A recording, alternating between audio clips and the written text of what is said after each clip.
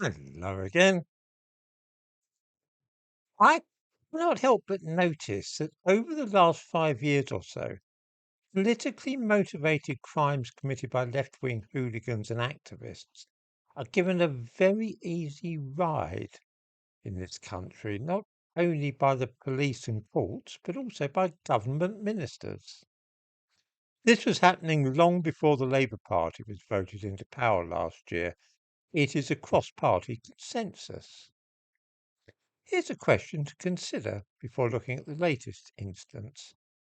If a bunch of drunken football hooligans pulled down a statue and dragged it to a nearby harbour, throwing it in the water, how quickly do you think the police would react? What would happen when they got to court?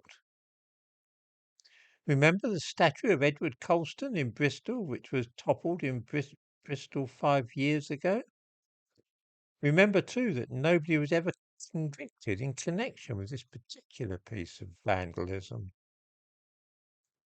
I've watched roads blocked by environmental protesters and railway stations brought to a standstill by those protesting about the war in the Middle East.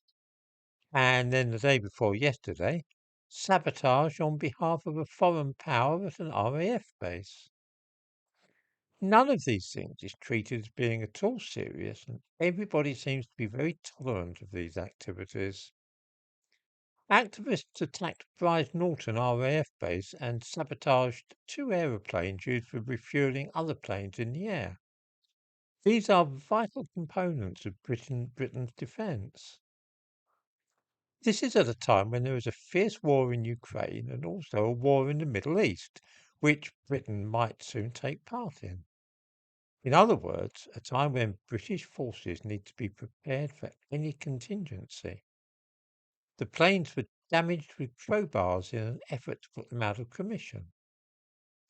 If this was the action of foreigners, then it was tantamount to an act of war. How did John Healey, the Defence Minister, describe this very serious incident? He said, "The vandalism of RAF planes is totally acceptable."